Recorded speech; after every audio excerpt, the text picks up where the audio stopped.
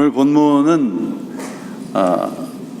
요한복음 7장에서부터 시작이 되는 초막절 설교입니다. 예수님께서 초막절 명절, 그러니까 제8일째 되는 날 유대인들을 향해서 누구든지 목마르거든 내게로 와서 마셔라, 그렇게 말씀을 하시면서 내가 생수의 근원이다, 그런 말씀을 하셨습니다. 또 오늘은 내가 세상의 빛이다, 그렇게 말씀을 하고 계십니다. 이 초막절에는 두 가지 아주 중요한 유대인들이 행하는 그런 행사가 있었는데, 하나는 이 실로암 목가에 가서 8일째 되는 8일째 되는 날을 제외하고는, 그러니까 7일 동안이죠. 7일 동안 매일 실로암 물가에 가서 물을 떠다가 제단에다가 이렇게 붓는 의식을 했습니다. 그것은 이제 그곳에서부터 생수가 흘러나와서 온 이스라엘을 다시 회복을 시키는 상징적인 행동입니다. 곧 이 다윗 왕조의 회복을 꿈꾸며 그들은 7일 동안 매일 실로암 물가에 가서 물을 떠다가 제단에다 붓는 그런 행위를 했습니다. 두 번째는 그 초막절의 저녁 때가 되면 초막절을 지키기 위해서 그 성전 이 이방인의 뜰이라고 하는 곳에다가 큰 촛대를, 커다란 촛대를 두 개 세워 놓습니다. 그 높이가 한 150피트 정도 됐다 그러니까 우리 그 미터로 보면 한 45, 6미터 정도 되는 거죠. 건물로는 한 건물 15, 6층 정도 되는 높이의 큰 촛대를 세워 놓고 이 성소 안에 그 불을 밝혀 놓고 성전 구석구석을 대낮같이 밝힌 것입니다. 그것은 출애굽 당시에 불기둥과 구름기둥으로 인도하셨다 했는데, 그때 그 불기둥으로 인도하신 것을 다시 기억하면서 하나님의 인도하심을 기억하는 것입니다. 또 하나는 유대인들이 율법을 하나님으로부터 받았는데, 그 율법을 받은 것이 뭐냐 그러면 하나의 빛을 받았다 생각을 한 겁니다. 그러니까 하나님으로부터 빛을 받았다, 그것이 율법입니다. 그래서 그것을 가지고 하나님 된 백성이라고 하는 것을 기억하는 것이죠. 이 문제는 뭐냐 하면, 유대인들이 그런 그 절기의 행사를 하면서 그 모든 하나님의 말씀을 자신들에게 적용하지 않았다는 거예요. 유대인들은 매년 초막절에 그 큰 촛대를 불을 켜놓고 성 안을 아주 대낮같이 밝게 밝혀 놓았음에도 불구하고 그들은 그 빛을 자신의 마음대로 사용할 수 있는 마치 손전등처럼 사용하기를 원했던 겁니다.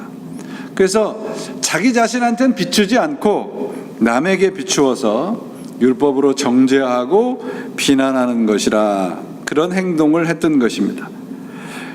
그들을 향해서 예수님께서 내가 세상의 빛이다, 그렇게 말씀을 하시는 거 있는 것이죠.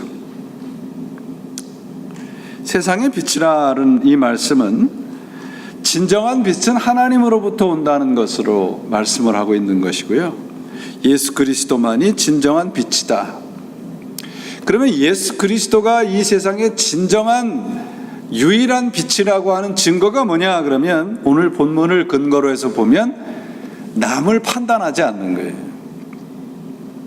그러니까 하나님의 말씀을 가지고, 우리가 예수를 믿는데 하나님의 말씀을 가지고 누구를 판단을 해야 됩니까? 누구를 판단을 해야 됩니까? 우리 자신을 판단해야 돼요. 그러니까 옆 사람 이렇게 보면서 혀찰 필요가 없어요. 하나님의 말씀을 듣고 배우고 훈련하면서 들여다봐야 될 것은 내 자신이란 말이죠. 그러니까 나 자신을 하나님의 말씀에 비추어 보면 문제가 될 것이 없어요. 자꾸 다른 사람의 얼굴에다가 비추니까 그때 가서 그래서 문제가 되는 것이죠. 유대인들이 그랬단 말이죠. 그래서 오늘 본문 말씀은 요한복음 1장 5절에 대한 말씀을 더 자세하게 해 주신 것입니다. 요한복음 1장 5절이 이런 거예요. 빛이 어두움에 비침에 어두움이 깨닫지 못하더라. 그렇게 되어 있습니다. 근데 이 깨닫는다는 단어가 참 재미있어요. 그 헬라어의 깨닫는 단어를 보니까요, 힘으로 이기려 하는 것이다, 소유하는 것이다, 그런 말이에요. 그러니까 어두움이 빛을 소유하려고 덤벼든 것이 뭐냐? 예수 그리스도가 빛으로 왔을 때 세상이 예수 그리스도에게 한 짓이라는 것입니다. 율법과 절기를 지키는 그 율법을 하나님의 말씀으로 소중하게 배우고 훈련했던 유대인들은 결국 그것을 남을 판단하고 정죄하는 수단과 방법으로 사용하는 잘못을 저지르게 된 것이죠. 그렇다면 여러분, 예수님께서 나는 세상의 빛이라고 말씀하신 그 말씀의 의미가 무엇인가를 우리가 먼저 살펴봐야 되겠죠. 그 말씀은 뭐냐 하면 우리 자신이 지금 어두움에 있다는 것이에요. 나는 세상의 빛이다 그러면 세상, 우리 모두는 어두움 가운데 있다고 선포하는 것입니다. 율법을 주신, 말씀을 주신 그 목적이 무엇인가 그러면 절기를 지키고 예배를 드리게 하고 그 말씀을 통해서 나를 들여다보는 것이죠. 자, 오늘 이 롱 위크엔드에 다들 들로 산으로 놀러가는 이날 우리가 이 성전에 모여서 예배를 드리는 목적이 무엇입니까? 주일이니까 예배를 드리는 것이겠지만요, 우리가 바로 어두움이라고 하는 것, 곧 하나님이 나의 삶의 주인이라는 걸 다시 깨닫고 회복하는 시간이 예배 시간입니다. 즉 우리 모두가 어두움의 자녀라는 것을 깨닫고 빛이신 예수 그리스도를 따라오라고 말씀하신 것이 바로 예수님께서 나는 세상의 빛이라는 것이에요. 사도 요한이 쓴 요한 1서가 있죠. 거기에 보시면 이 예수 그리스도의 그 빛 대신 예수 그리스도께서 우리들에게 말씀하신 복음의 핵심에 대해서 뭐라고 말씀하냐면, 우리가 그에게서 듣고 너에게 전한 소식은 이것이니 곧 하나님은 빛이시라, 그에게는 어둠이 조금도 없다. 이게 사도 요한이 한 말입니다. 그러면 복음의 내용은 두 가지인데, 하나는 뭐냐 하면 하나님은 빛이시기에 어둠이 없다는 것이고요, 그 하나님께서는 신실하셔서 어두운 우리가 하나님에게 오기만 하면 용서하시는 분이라는 거예요. 하나님은 빛이시기에 어둠이 전혀 없다. 그리고 죄를 자백하며 용서하시는 분이시다. 이것이 복음이죠. 하나님께서 이 땅에 빛으로 오셔서 우리로 하여금 깨닫게 하시는 것이 뭐냐면 우리 한 사람 한 사람이 모두 다 어두움에 속해 있다는 것이에요. 여러분, 예수님께서 빛이 어두움에 비쳤는데 어둠이 깨닫지 못한다는 말씀을 하고 계시는데, 이 말씀은 빛이 왔는데 어두움이 사라진다고 말씀하지 않고 어두움이 깨닫지 못한다고 말씀하셔요. 그럼 어둠이 뭐냐 그러면 이 세상을 말합니다. 왜 어두움이 빛이 왔는데 깨닫지 못하는가? 자, 이렇게 생각을 해보세요. 여러분, 지금 빛이 하나도 없는 캄캄한 동굴 속에 있다고 생각을 해보세요. 불편할까요? 안 불편할까요? 불편하지요. 왜 불편합니까? 빛이 무엇인지를 아니까 불편한 거예요. 이 세상은 어두운 가운데 있기 때문에 빛이 무엇인지를 모르기 때문에 빛에 대한 필요성을 못 느끼는 것이에요. 그 말씀을 하고 있는 겁니다. 어두움이 불편하지 않아요. 예수 그리스도가 그리스도의 은혜가 임하지 않으면 이 세상은 어두움 가운데 살아가는 것이 불편하지 않단 말이에요. 이 세상이 예수를 필요로 하지 않는 것은 지금 있는 것이 불편하지 않기 때문이에요. 그래서 어두운 가운데 옹기종기 살면서 내가 그래도 조금 더 잘 보여, 내가 그래도 당신보다 조금 더 밝은 것 같아, 이러고 사는 것이 세상이라는 것입니다. 그러면 하나님께서 우리들에게 말씀을 주시고 성육신하셔서 그리스도 예수님께서 이 세상에 오셔서 우리들에게 회개를 주신 그 회개 내용이 뭐냐? 우리가 어두움에 속해 있고 그 어두움이 불편하게 느끼게 해주는 것이 회개예요. 어두운 가운데 살아가는 것이 불편해야 빛을 찾을 거 아닙니까? 근데 하나도 불편하지 않는데 빛의 필요성을 느끼겠어요? 어둠이 불편하다는 것을 깨닫게 되면 빛을 찾아 나오게 되는 것입니다. 이것이 바로 복음이에요, 여러분. 어느 시골 신부의 일기라는 책에 있는데 여기에 이런 내용이 있더라고요. 예수님은 우리를 세상의 꿀이라 하지 아니하고 세상의 소금이라고 하셨다. 오늘날 참 안타까운 것은 뭐냐 하면 하나님의 말씀이 우리에게 도전을 주고 불편한 것을 성도들이 참지 못합니다. 설교 말씀에 천국과 행복과 이런 것들은 있는데 지옥에 대한 두려움이 있는 설교는 어느 순간 사라져 버렸어요. 설교자는, 저는 그렇게 믿습니다, 이 강단에서 쏟아내는 말씀이 소금과 같아야 돼요. 그래서 내가 죄라고 하는 상처에 그 소금이 뿌려져서 쓰리고 아려야 돼요. 그런 아픔을 느껴야 됩니다. 그런 아픔을 느끼는 설교가, 그런 아픔을 주는 설교가 성경적인 설교라고 저는 믿습니다. 많은 설교가들이 행복, 형통, 번영과 같이 꿀을 잔뜩 바른 인간의 말을 뿌려내고 있어요. 여러분들 잘 아는 조엘 어스틴이라고 하는 그런 목사 있죠. 여러분들이 아마 그분의 책을 읽으신 분들도 계십니다. 그분이 주장하는 게 번영의 신학입니다. 이게 참 기가 막힌 거예요. 저는 이 시대에 가장 지독한 이단이라고 생각을 합니다. 왜냐하면 여러분, 그들이 이렇게 얘기를 해요. 자신들이 속한 예배당에 와서 예배를 드리고 나가는데 기분이 언짢으면 그 사람은 예배를 제대로 드린 게 아니라고 얘기를 해요. 여러분, 교회는 내가 속해 있는 세상이 불편하다고 느끼게 해주는 곳이에요. 어두움이 불편하다는 것을 깨닫게 해주는 것이 교회의 역할입니다.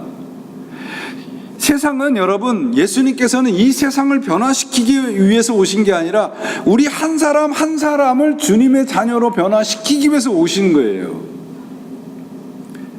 그래서 우리로 하여금 내가 속해 있는 이곳이 어두운 곳이고 그것이 불편하다는 것을 깨닫게 하기 위한 것입니다. 그게 바로 구원이에요. 조금 전에 말씀드렸더니 번영의 신학은 이렇게 얘기를 합니다. 우리는 승리자를 따르지 패배자를 따르지 않는단 말이에요. 성공과 형통과 행복과 기쁨을 주는 존재가 진짜 구세주의다. 얼마나 멋있습니까?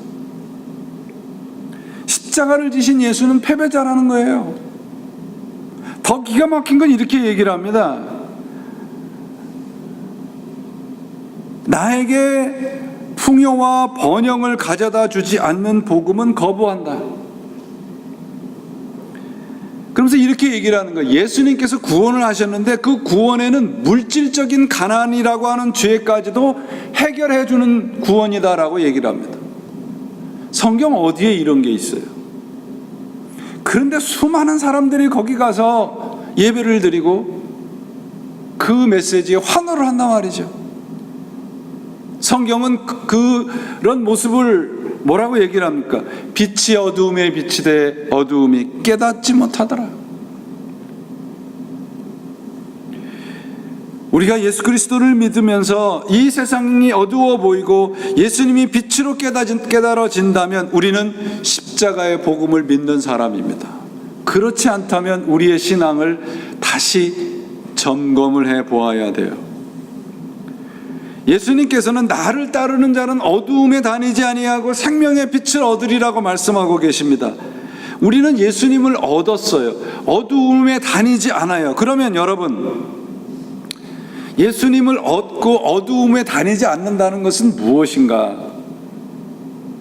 쉽게 말씀드리면 우리 인생의 모든 답을 그리스도 안에서 얻는다는 것입니다.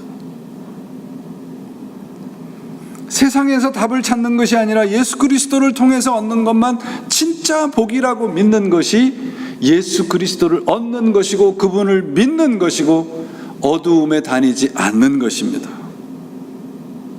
어두움에 다니지 않는다 그러니까 우리 스스로 죄악된 세상을 피해서 멀리 산속이나 이렇게 고립된 삶을 생활을 하는 것이 아니고요, 우리가 세상을 향해 이렇게 선포하는 거예요. 여러분, 우리는 여러분들이 살고 있는 세상에서 인생의 답을 찾는 것이 아니고 그리스도 안에서 답을 찾습니다. 곧 예수 그리스도가 우리 인생의 해답입니다 라고 선포하며 따라가는 삶이 어두움에 다니지 않는 것입니다. 복음은 여러분, 우리로 하여금 옳고 정당하고 그 어떤 것에서도 100점을 맞는 사람을 만드는 게 아니고요, 복음은 우리로 하여금 죄인 된 것을 깨닫게 하셔서 그리스도에게 항복하게 만드는 거예요. 대단히 중요한 말씀입니다, 여러분. 많은 사람들이 구원을 받았다 하고 구원을 이야기하는데 다 옳은 것만을 얘기를 하고 정당한 것만을 얘기를 하니까 내가 어두움에 속해 있고 내가 죄인이라는 것을 깨닫지 못해요. 그러니까 교회 안에서 분란이 일어나는 거예요. 그리스도 진리 앞에 서는 사람은 내가 어두움이라는 것을 깨닫고 예수님이 내 인생의 빛이라는 것을 깨닫게 되는 것입니다. 그렇다면 여러분, 예수님 안에서 해답을 얻고 살아가는 사람이라면 세상에서 무슨 형통하고 성공하고 그런 것 필요 없지 않겠습니까? 이 말씀은 제가 이 뒤에 가서 더 자세하게 말씀을 드리겠지만, 기독교는 여러분, 우리들에게 요구하는 것이 뭐냐면 우리로 하여금 어떤 존재인가를 깨닫게 하셔서 예수님께서 나를 따를 때만 해답이 있다는 것을 알게 하시는 겁니다. 우리 인생의 해답은 예수 그리스도밖에 없다는 것이에요. 다른 종교와 우리 기독교가 구별되는 것은 우리 인간의 힘으로 아무것도 할 수 없다는 것입니다. 그래서 그리스도가 필요하다는 거예요. 시편 기자가 이런 말씀을 하잖아요. 주께서 나를 기가 막힐 웅덩이에서 꺼내셨다. 그 시편 기자가 뭐라고 얘기를 합니까? 내가 기가 막힐 웅덩이에 빠졌는데 내 힘으로 거기서 빠져나왔다 얘기하지 않고요, 기가 막힐 웅덩이에서 나를 꺼내준 분이 계시다. 그게 하나님이라는 거예요. 이게 기독교예요, 여러분. 여러분, 운동을 좋아하시는 분들이 운동을 할 때 제일 원칙이 그거래요. 몸에서 힘을 빼는 거예요. 우리는 여러분, 아무 대책 없이 죄악이라고 하는 웅덩이에 빠져 있다가 예수 그리스도를 통해서 건짐을 받은 자들이에요. 그래서 그분 앞에 우리는 항복하고 순종하는 것입니다. 이것이 나는 세상의 빛이라고 하는 예수님의 말씀의 핵심입니다. 그리스도가 우리 인생의 해답입니다. 주님 자신만이 인생의 해답입니다. 다른 해답은 없습니다. 이것이 우리의 신앙의 고백입니다. 그렇다면 여러분, 우리가 세상을 향해서 선포하고 보여줘야 될 신자된 삶의 모습은 어떤가 하면, 우리 여러분 잘 아시듯이 예수님께서 산상수훈을 처음 설교로 말씀해 주시지 않습니까? 마태복음 5장 16절에 보시면 너희는 세상의 소금이고 너희는 세상의 빛이라고 말씀하시면서 이같이 너희 빛을 사람 앞에 비추게 하여 저희로 너희 착한 행실을 보고 하늘에 계신 너희 아버지께 영광을 돌리게 해라. 우리가 세상의 빛이고 소금입니다. 그런데 그렇게 살아야 할 이유가 뭐냐 그러면 나를 통해서 내 삶을 통해서 그것을 보고 사람들이 하나님께 영광을 돌린다. 하나님께 영광을 돌린다는 말씀은 그들이 하나님에게로 돌아온다는 것이거든요.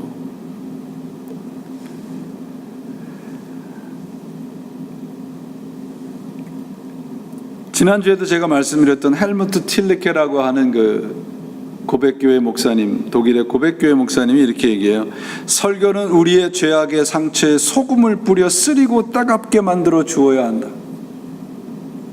저는 이분의 말씀에 공감합니다. 여러분, 소금과 빛의 공통점이 무엇인가 하면 그것이 올바로 쓰려지려고 하면 자신을 내어줘야 돼요. 다른 무엇과 섞여서 내가 희생이 돼야 됩니다. 소금이 되려고 하는 것이 아니라 우리는 이미 소금이잖아요. 그럼 우리가 해야 할 일은 뭐냐면 맛을 내는 겁니다. 그러면 여러분에게 한 가지 여쭙게요. 우리는 세상의 소금이라고 하는 것을 믿으십니까? 안 믿으세요? 못 믿으시겠어요? 우리 모두는 그리스도인이라고 하는 건 세상의 소금이요 세상의 빛이라고 하는 거 믿으시죠? 그러면 세상의 소금인데요, 우리는 세상의 소금인데 소금통 안에 있는 소금입니까? 음식 안에 들어가 있는 소금입니까? 음식 안에 들어가 있어야 소금이 맛을 내죠. 세상에 많은 그리스도인들이 나는 세상의 소금이야 라고 하는 거 아는데 여전히 소금통 안에 갇혀 있단 말이에요. 그 소금을 쏟아 부어야지 맛을 내죠. 짠맛을 잃은 것은요, 음식물 속에 들어가는 사람이 아니라 소금통 안에 남아있는 사람이에요.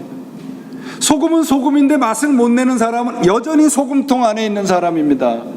그리스도인들은 세상의 소금이라고 선포하고 그렇게 믿는 사람들은 소금통 밖으로 나와야 돼요. 그래야 맛을 내죠. 여러분, 우리가 가지고 있는 여전한 우리 안에 이 제한된 것이 있어요. 내 생각, 내 성격, 이런 통 안에서 이제 부시고 나와야 돼요. 그래야 맛을 낼 수 있어요. 저는 우리 교회가 이렇게 새로운 교회로 이전하는데 하나님께서 우리가 가지고 있는 이 통을 부수어서 우리로 세상의 소금을 뿌리게 하시려고 한다는 것을 다시 한번 믿게 됩니다. 이제 우리는 통에서 나와야 돼요. 작은 통 속에 갇혀있는 전구가 빛이 아니고요, 아무리 큰 것이라도 어두운 가운데 빛을 내는 것이 진짜 빛이잖아요.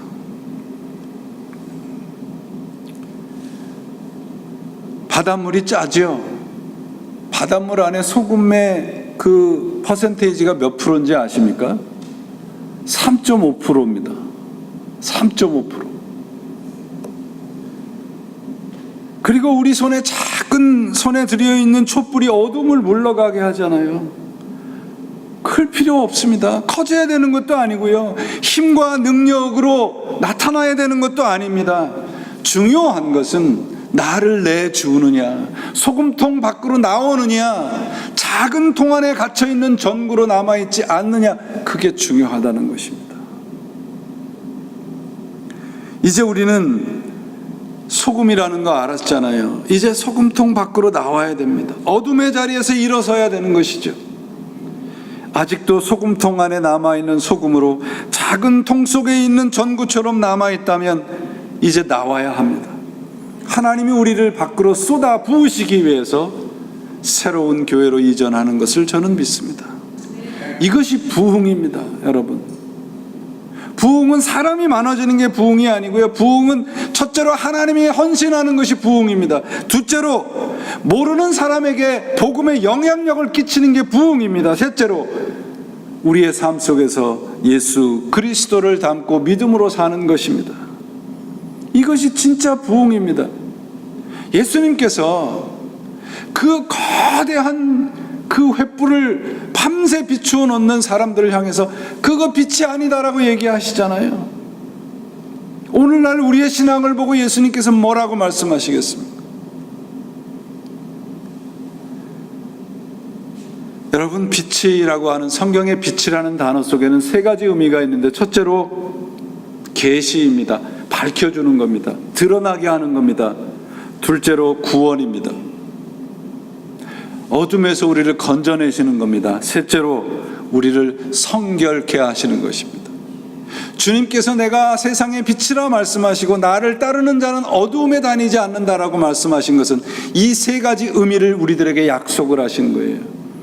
내가 너를 드러나게 할 것이고, 내가 너를 구원할 것이고, 내가 너를 완전하게 영광스러운 존재로 만들 것이다 약속해 주시는 것입니다. 사랑하는 여러분, 이제 우리에게 무엇이 필요할까요? 우리 교회에 무엇이 필요할까요? 저는 예수 그리스도가 필요하다 생각합니다. 예수 그리스도면 충분합니다. 그분의 말씀이면 충분합니다. 우리가 그분 말씀 앞에 납작 엎드리면 이곳에서 하나님의 영광이 나타날 것입니다.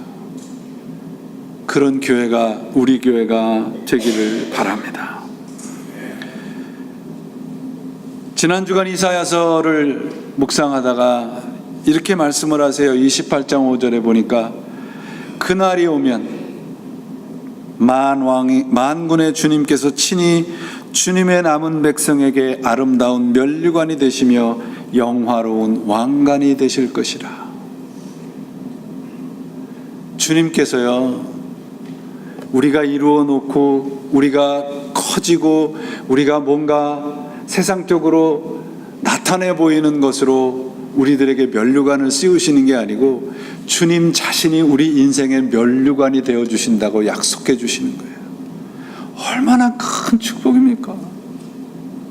세상의 창조주가 되시고 이 세상의 구세주가 되시는 하나님께서 우리의 인생의 면류관이 되어 주신다는 거예요. 이것이 바로 예수 그리스도를 믿는 사람들에게 주시는 축복인 줄 믿습니다. 내가 이루어 놓은 것들이 면류관이 되는 것이 아니고요, 하나님이 우리 인생의 면류관이 되는 삶, 이것이 축복이 되는 삶입니다.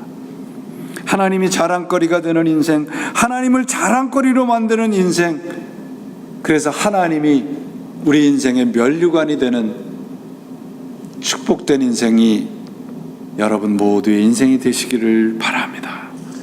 예수 그리스도를 인생의 해답으로 삼고 사는 사람들, 그리고 그런 교회가 우리 교회가 되기를 바랍니다.